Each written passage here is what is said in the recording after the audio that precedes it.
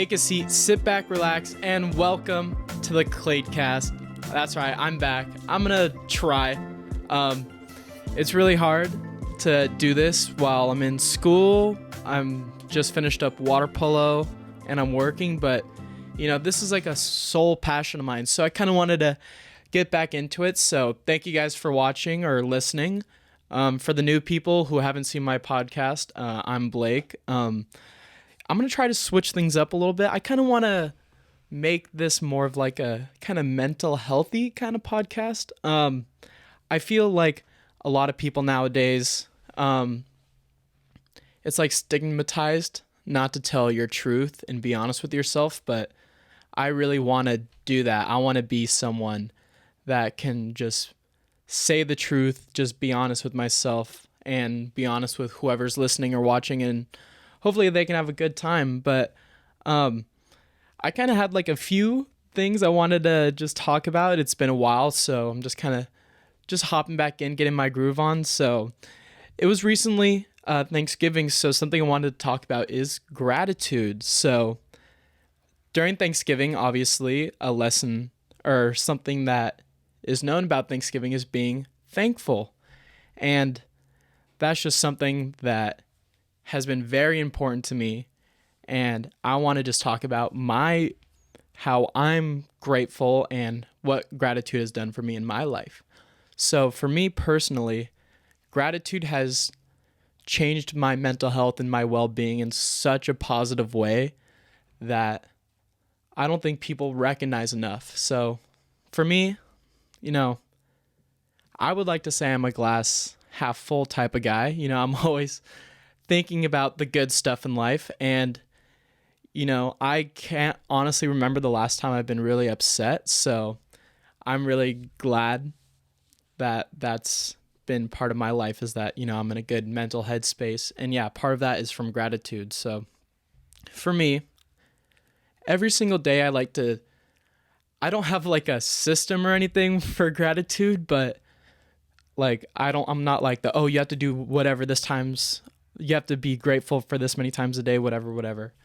But every day, whenever something doesn't go my way or it's not the best, I force myself to think of something I'm grateful for. And it really humbles you. So, I don't know, say I'm low on money, and I can't go out with my friends, What am I going to do? I'm sad I can't go out tonight, but I can't let that ruin my day. What I do instead, I say, you know what? I'm grateful that I have the opportunity to have money. I'm grateful that, even though I'm low on money, I have money. I'm able to support myself. I'm working. So that's something that I'm grateful for, is that I can be my own person. I can do my own things, and I can spend money every once in a while. I can do stuff like this. I can make a podcast, So like little things like that is what really changes. Even though it seems like such a little thing, it can really impact how you are as a person, and it's really, really healthy. So whenever you're feeling bad, just think about all the things that you're grateful for, because everyone focuses so much on all the negative in life, and we really don't appreciate all the good things that we have. And I think people will be able to open their eyes to a lot more opportunities and be a lot more happy when they're able to express gratitude towards themselves. So make sure that you have gratitude towards yourself, because that's super important in being a healthy and happy person. Another thing gratitude's good for is being grateful for your friends.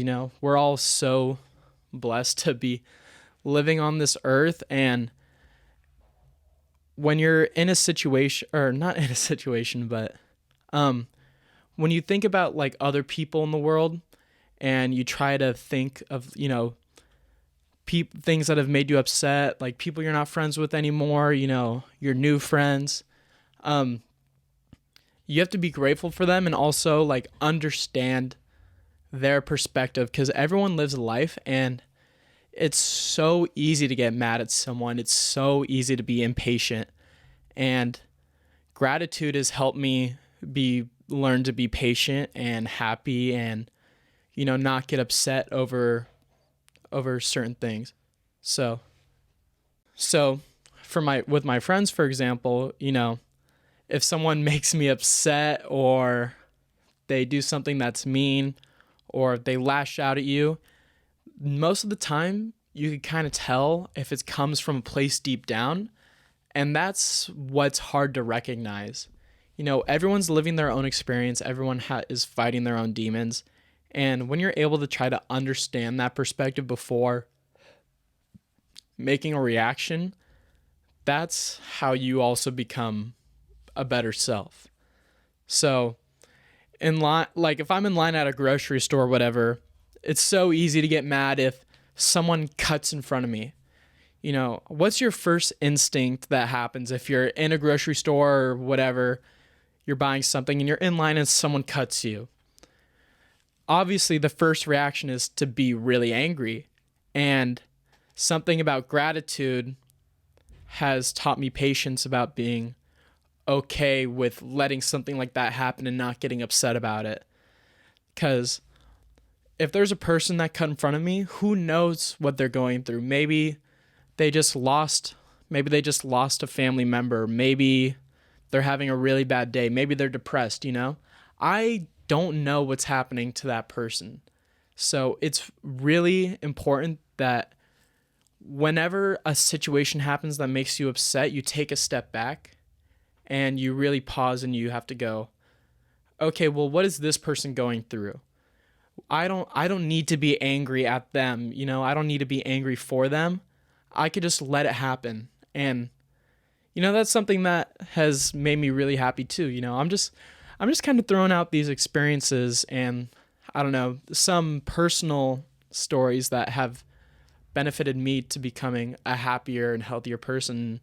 I don't know, maybe some of the things I'm saying will resonate with some people, maybe not. I don't know. I just want to share a few things, but I'm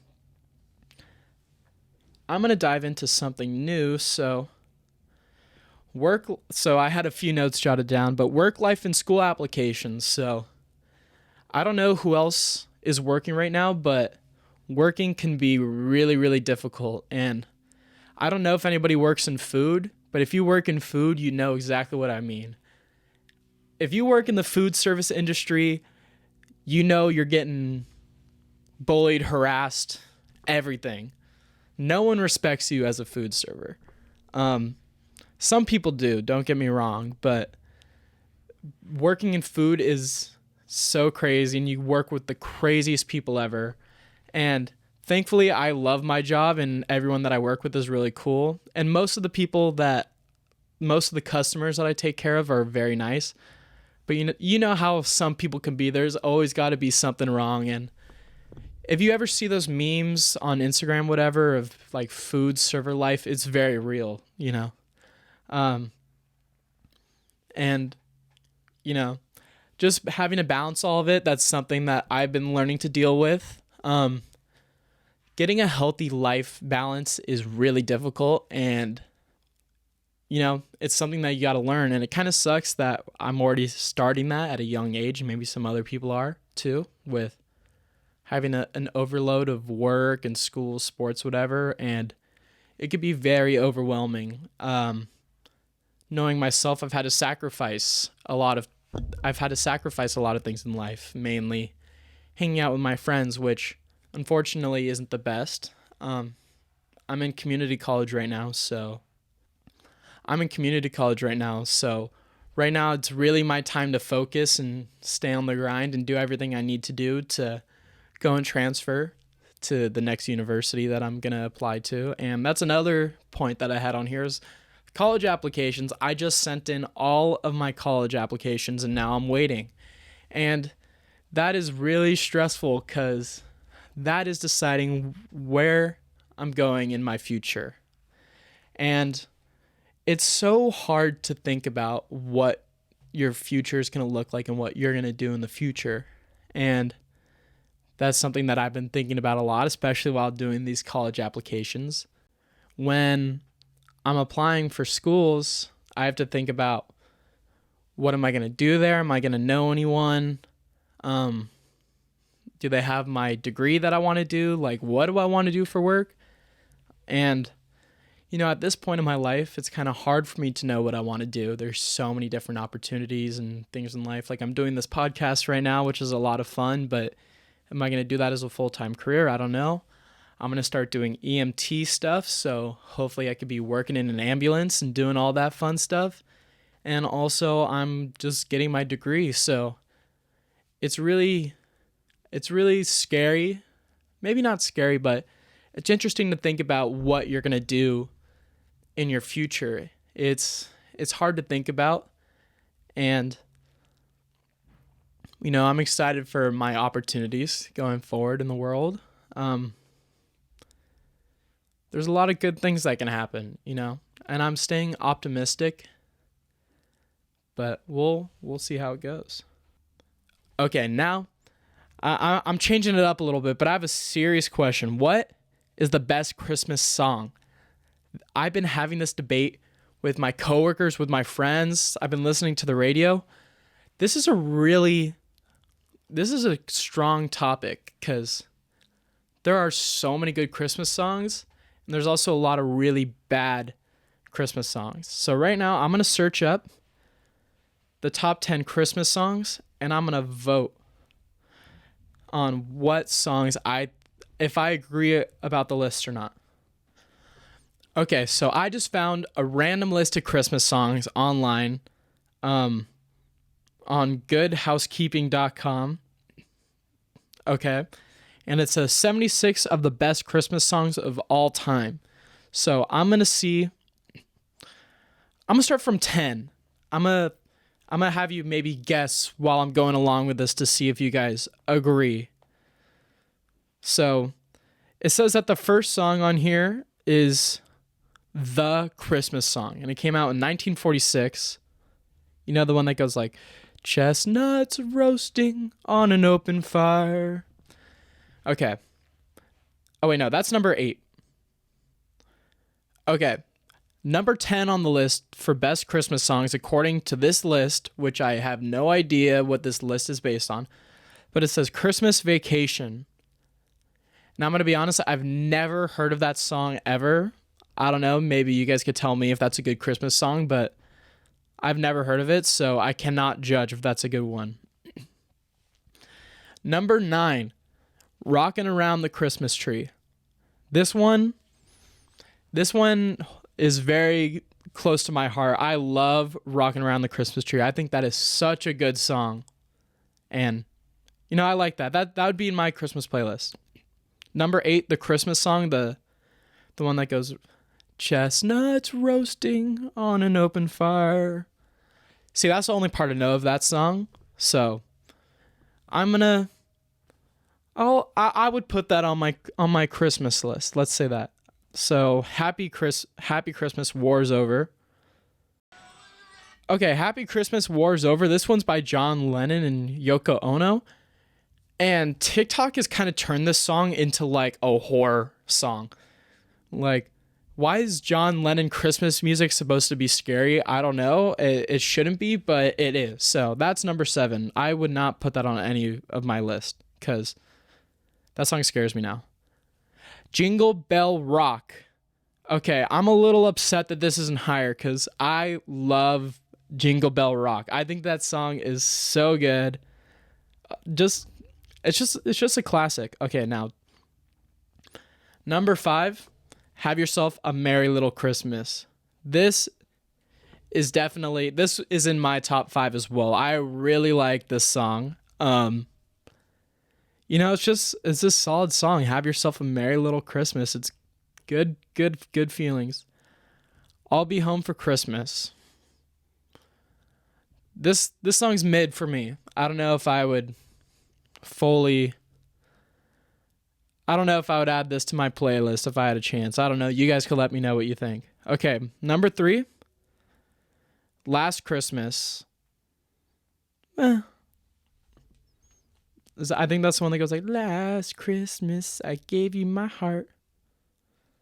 I don't know all the Christmas songs. I'm just kind of remembering how I'm remembering it, but I'll give that one. I'll let that one slide. A White Christmas.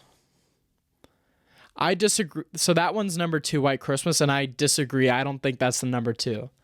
I think there should be a different Christmas song, but obviously, the number 1 Christmas song of all time is Mariah Carey, All I Want for Christmas Is You. You cannot tell me that is not the first thing you think of when you think of Christmas. I just think of Mariah Carey day after Halloween. That's what I'm thinking about, Mariah Carey. I'm getting Christmas vibes right after Halloween. And I remember like right when I woke up the day after Halloween, I was in the car and the radio just turned on and it was Mariah Carey the first day after Halloween. And that was crazy. But everyone likes Mariah Carey, and it's a classic. I don't know what I could say. I don't know. Do you guys agree with that list? The Christmas songs? You guys let me know. Okay, I'm going to try to do a little newer segment. We'll see how it goes, but so I have a series of cards, and it's called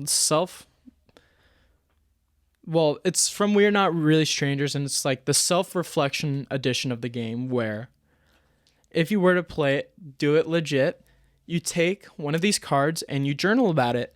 You're supposed to do it every day, and it's really good for your mental health, and I thought maybe that would be fun if we had some sort of like segment. So it's time to self-reflect. That was pretty cringe. I'm not going to lie. Okay, this question's a little hard. Maybe you guys can answer it yourself. So answer along with me if you want, but think about this question for a second. What's my most toxic trait I can admit to, and where does it stem from? I can't really recognize a lot of toxic traits that I have. Maybe that's a little egotistical to say like I don't have any toxic traits, because everyone has some sort of toxic trait. I think that, well, first of all, let's just say I'm a very forgiving person. And I don't know if I would consider this. Hear me out. I'm a very forgiving person. So whenever someone does me dirty, or like does something that's messed up, I'm always giving them first, second, third chance, and I just let people, I'm kind of used to letting people like not run over me, but like use me, I guess. I'm used to people taking advantage of my kindness and my ability to forgive. And I think that's toxic because I only hurt myself by doing that. And when people are toxic to me or bad to me, I still always look at them through rose-colored glasses. And I always want to see the good in people, even though other people tell me it's a bad idea. So I'll have friends and I'll tell them a situation that happened to me where someone did me wrong or did me dirty. And my friends are like, you got to cut them off. Like, you're only hurting yourself. And I always say like, no, I'm going to give them another chance. And that's like a toxic trait that I have. And I want to be forgiving to everyone, but it ends up hurting me or someone else in the process when I do that. So that's a toxic trait I can admit to. And the second part of it says, where do I think it stems from? Honestly, like when I was like in elementary school, I used to be kind of like a bully, I think. And it was because I got bullied. But then when I kind of transitioned out of that phase, like I would always be really sorry if I hurt people, and I would want them to forgive me, and I'd be so desperate for forgiveness. And I think now I have that where I feel like I need to be so forgiving because I want to be forgiven. It's kind of deep. We'll do like 2 more. How about that? We'll do that. Okay. What am I putting off that feels important, and why am I avoiding it? well, first off, I'm putting off doing homework because I want to do this. But in my own life, I feel like I'm avoiding kind of like going out and doing stuff on my own. And I feel like I'm doing baby steps to get there.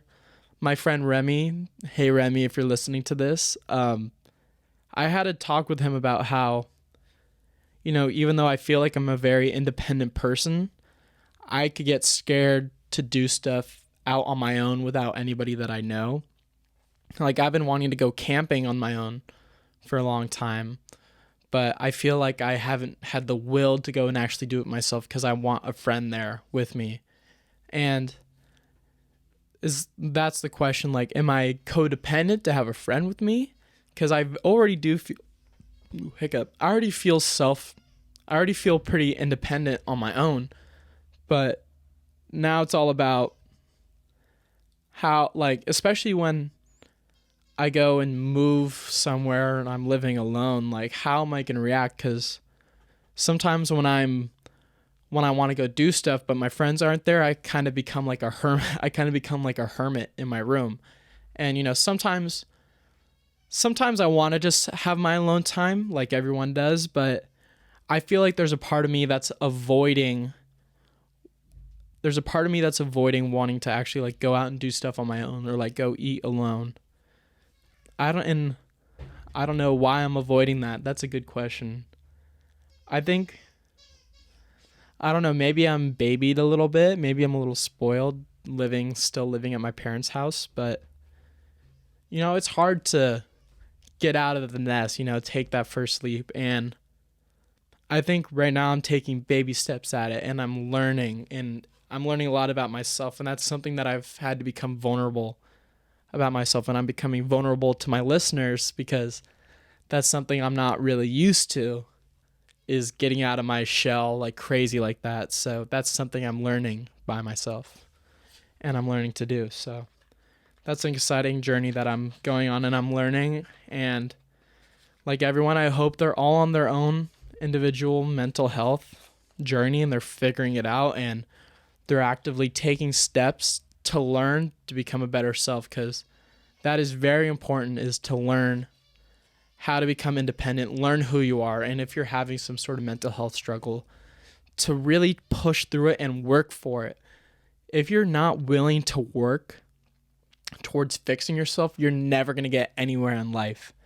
And after I've had a mental health struggle, I've learned that the only way to get out of it is not to like hope it just passes.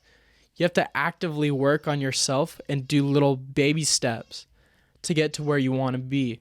So with me trying to go out and be more of an individual, I took my first ever flight to go visit my friend Remy in Arizona. And, I did that all by myself. And that was nerve-wracking, going on a flight by myself and going on a vacation by myself. And, I did have a friend there that I knew, and that was a little bit out of my comfort zone, but I'm learning how to become more independent. I'm taking these baby steps. And also forgive my dog squeaking the toy in the background, but that's something that everyone needs to do. If you're really sad about something, if you're depressed, you have to take the first baby step. And that's honestly the hardest part. People think you could just change yourself like that, but it's really about taking baby steps. And once you're able to break the barrier of taking your first baby step to improve yourself, that's how you'll improve yourself more in the future and become a better self. Okay, and now I think this is going to be the last card. I think that'll be good once I do this. So the next question is, how do I need help? What do I need help with currently? Who can help me? And how can I help myself? I feel like this relates to kind of what I was just talking about. What do I need help with currently? I need help with breaking out of my own shell and doing my own things and learning to be productive on my own and do all the things I want to do on my own. And who can help me? that's hard because I feel like this is a more independent part of me that I need to learn. But honestly, shout out to Remy again. He was really helpful in letting me talk to him about this. And honestly, like, anyone who's willing to just listen and try to help me get to a better self is someone that I know is important to me. So Remy, again, if you're listening to this, thank you. You've been helping me a lot. Even though, like, yeah, no, you've been helping me a lot. Even though it's something you don't have a lot of control over, you help me just talk it out and be able to become better with, or help me become better with myself, becoming independent. Like when I was visiting him in Arizona, I was actually nervous about going to a restaurant by myself. And that was kind of like a weird feeling that I haven't spoke about really. And he walked me to the restaurant, and then like I was able to eat alone because he had to go to class. And just taking little baby steps.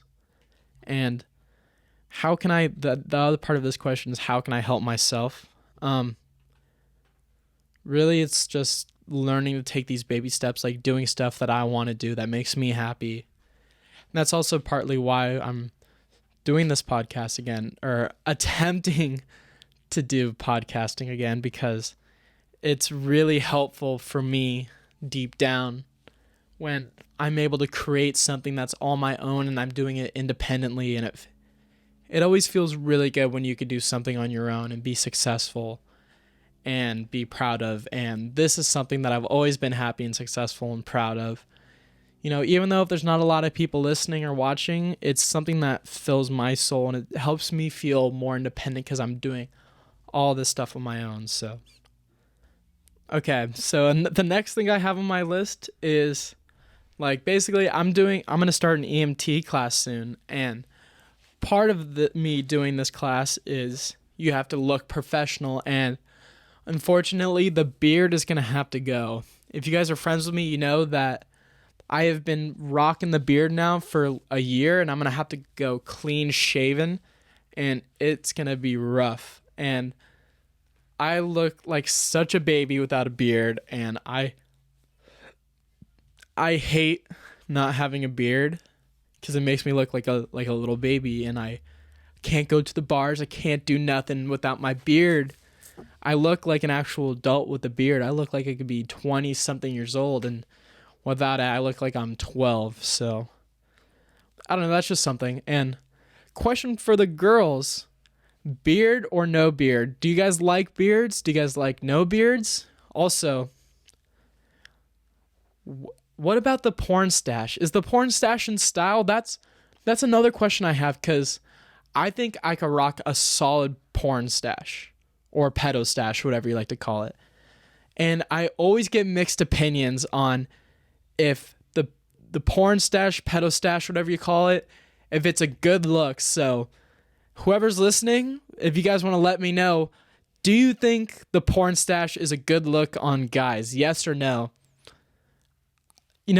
I like my porn stash, but I always get mixed opinions, and I look like my chef where I work at, and he's got a big old mustache, and I look just like him when I have my mustache. So that's always kind of funny that I look the same as him with my mustache. But I think the porn stash pulls girls. I gotta be for real. I think, especially if I become an EMT or a firefighter, they're gonna know the classic, the signature porn stash is a sign, and that's how you pull the ladies, as the porn stash, guys. Okay. The next thing I had on here was Black Friday. So I don't know if any of you guys went Black Friday shopping, but I definitely went Black Friday shopping, and I got this Apple Watch, so that's pretty fun. I also got some clothes, so I enjoyed that. I don't know about you guys, but I'm definitely a shopaholic. Anything that I like, I will buy, and that is not good. If I see a drinking game that looks fun, I'll buy it. If I see a piece of clothing that looks funny, I'll buy it. And I really got to cut down on my spending a little bit, because whenever I'm shopping, I'm always just enjoying looking around and getting everything. Talking about shopping, so if any of you guys know what there's like a saying. Okay, hear me out. If you're in a relationship, do you think it's okay to go window shopping? Window shopping is when I call it window shopping. I don't know if anybody else calls it this, but if you're in a relationship, do you guys think it's cheating to look at other girls or other guys, whatever you prefer? And do you think it's okay for someone to be like, oh, that person's so attractive, that person's so hot, when you have a significant other? So my concept of window shopping is not harmful. You can admire something, appreciate how beautiful it is, but it's about when you try on something that you're window shopping for. So obviously, like a piece of clothing, for example, if you see a nice piece of clothing in the window, or a dress, whatever, and you think, wow, that's really beautiful, I would love to try that on, it's about your intention. Like, man, I really want to try that on so bad, but I don't have the money. It's kind of like an analogy for like a relationship. I'm curious, do you guys think window shopping is cheating? Because I think if there's no foul intent, or I think window shopping is fine, where you can appreciate someone else and how beautiful they are. But, if you start flirting with someone else, then that's definitely cheating. Okay, now, you know what? I'm just going to dive into this other thing now. What do you consider cheating? Because there's a big spectrum. What's micro cheating? What's all that? So is texting other girls while you're in a relationship cheating? Any girls, period, whether that be your friends or just random girls. If it were me, if I were in a relationship, I would think it's okay if you already have pre-established friends and your significant other knows about these friends. I think it's okay to text them. But obviously, you can't be flirting with them because they are supposed to be your friend. And the next question is like, what about random girls that you don't really know and you're texting them? In my opinion, if you don't really know like these random girls very well, they're not your well-established friend, and you're texting them a lot, I would feel like that's a form of cheating in a way. Liking girls' Instagram photos, is that cheating or is that not cheating? So for me, I've said this a lot, but I've gotten kind of shit on for it. I've said, oh, I just kind of like everyone's photos. And that's a big red flag that I was not well aware of, but is a big red flag. If you're in a relationship and someone is liking all these other person's photos, I could totally see how that could be seen as cheating or misleading. Yeah, I haven't been in a relationship for a while, so it's kind of hard to think about something like that. So, yeah, I don't know. I thought that was kind of fun to just dive into and explore for a little bit. Here's another question. Is it harder to lose someone that you were in a relationship with, or harder to lose someone that you like loved, you had a lot of feelings for, but you were never together and like you lost them? Because I've had relationships with people where I've been really close with them and I think things are going well. I might have a relationship with them and it just doesn't go that way. And I've only had one relationship, but I think stuff like that, for me at least, I haven't had like a full long-term committed relationship, so I can't say so. But for me at this moment, I would say that losing someone that you were never with, that you really had a strong connection with and just went away, at least for me, that's been like a hard situation, or at least harder than a relationship that you get what I'm trying to say. You know what I'm trying to say. Okay, finally, I guess I just wanted to say, like, I got a new tattoo and I'm really excited, or I was excited about it. So I got a broken rose tattoo. And so it's a very pretty rose, and the stem of it is like broken but bare. It's like hard, like you have to like look at it to see that it's broken. And that's a message about my own mental health, that after I broke my back, I was able to find myself and I felt beautiful and I felt like seen, because when you look at my tattoo, you see a pretty rose, but it's broken. And it's a good reminder that, everybody can seem good on the outside, but they could be broken. And I like my tattoo because it's a reminder that, even when you feel broken, you could become better. And it's a reminder that I got out of a bad place when I was in that. And that's something that I kind of wanted to celebrate and acknowledge about myself. So that's why I got that tattoo.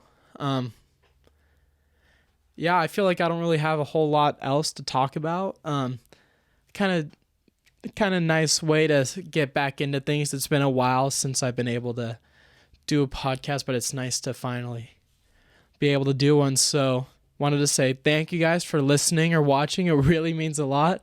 Hopefully I could do a lot more of these in the future with more people, and it'll be a lot more entertaining than just me talking forever. But wanted to say thank you guys again for listening. It's very appreciated.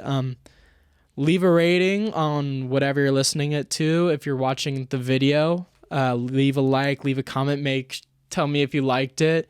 Answer some of the questions that I asked. Maybe you can tell me what you think about what I asked in the comments. But thank you guys so much, and I love you all. Thank you.